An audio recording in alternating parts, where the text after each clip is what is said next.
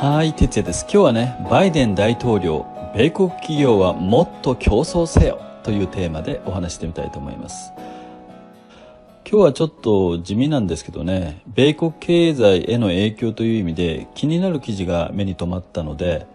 ご紹介しておきたいと思います。バイデン大統領は7月9日、米国経済における競争強化を目的とした大統領令に署名しましたよ。僕はこの情報をこの記事から得たので、今日は主にこの記事内容をベースにお話ししてみたいと思います。この記事によれば、ホワイトハウスが発表したファクトシートには次のように書かれていました。企業統合はここ何十年もの間加速している。米国の産業の 75% 以上において現在より寡占化した大企業が20年前よりも多くのビジネスを支配している。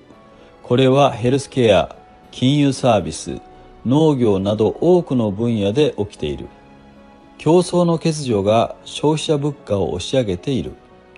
市場をより多く支配している大企業が寡占化するにつれて、利幅は3倍になった。家庭は処方や補聴器、インターネットサービスなどといった必需品に対してより高い価格を支払わされているとね。この大統領令には競争を促進するのに役立つ12以上の連邦機関による72の取り組みが含まれているとされています。これには競争忌避協定や職業における資格要件を制限または禁止することで転職や賃上げを容易にすることに加え、細かなことで言うと、処方薬価格の引き下げやドラッグストアでの補聴器の販売を促すこと、さらにはインターネットプロバイダーによる高額な早期終了手数料要求の禁止などが盛り込まれているとのことなんですね。例えば日本でもスマホのキャリアを途中で乗り換える際には、多額の手数料というかなんかわからないけど違約金みたいなものを取られますよね。それが今回の大統領令の下では競争忌避的な活動とみなされ、規制されるというわけなんですね。あれバイデンさんどうしたんでしょうか。ちゃんと仕事してるじゃないですか。すごい。この点に関してホワイトハウスは、バイデン大統領は企業統合への動きを抑制し、競争を加速化させ、米国の消費者、労働者、農家、中小企業に具体的な利益をもたらすための断固たる行動をとっていると説明しました。なるほどね。ここで強調したいことは、バイデン政権が Facebook やアルファベット、つまり Google の親会社ですけども、それらを含む大手ハイテク企業、いわゆるビッグテックへの規制も強化しようとしているという点なんですね。今回の大統領令では、いわゆるキラー買収、特にこの大手ハイテク企業が将来ライバルとなるような新興企業の買収を行うということですよね。それに対して規制を強化しようと動いているらしいんですね。これはよく言われていることですね。大手のね、ハイテク企業が将来ですね、ライバルとなりそうな企業が出てきたら、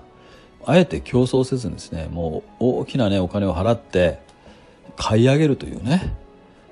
もちろんその裏には脅しもあるんですよ。うちと戦っても絶対勝てないよとね。うちの傘下で頑張った方がね、君の会社は将来大きくなるんじゃないかと。いろいろ支援もするからねみたいな。そういう形で、結局中に取り込むんですね。中に取り込んでしまうと、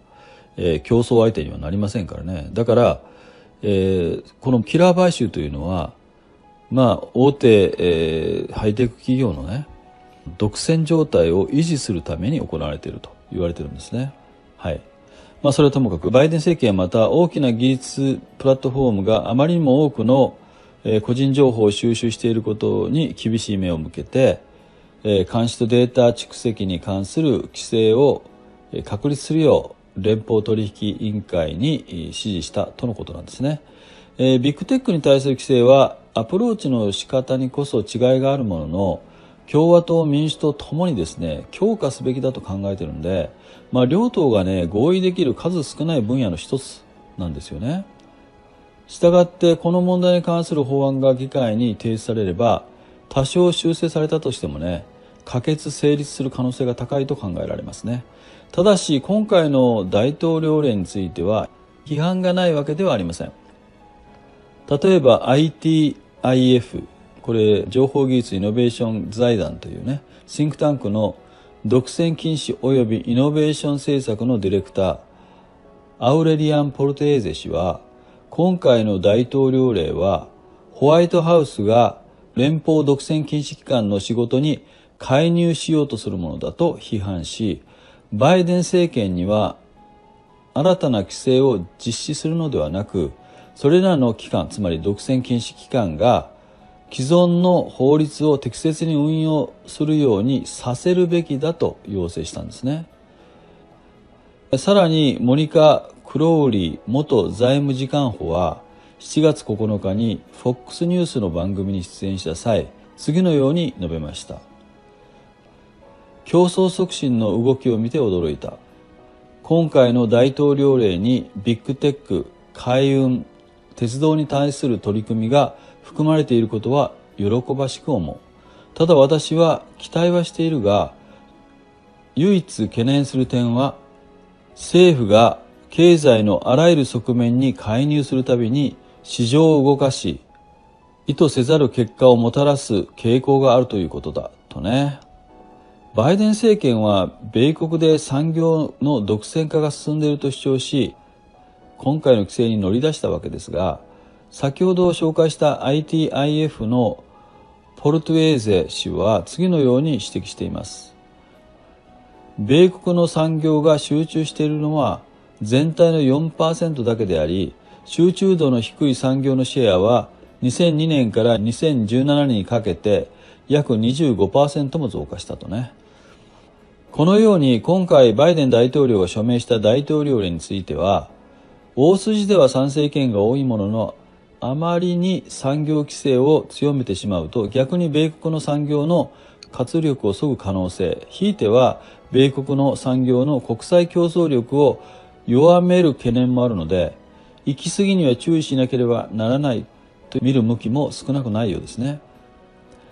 僕の率直な感想を言えば、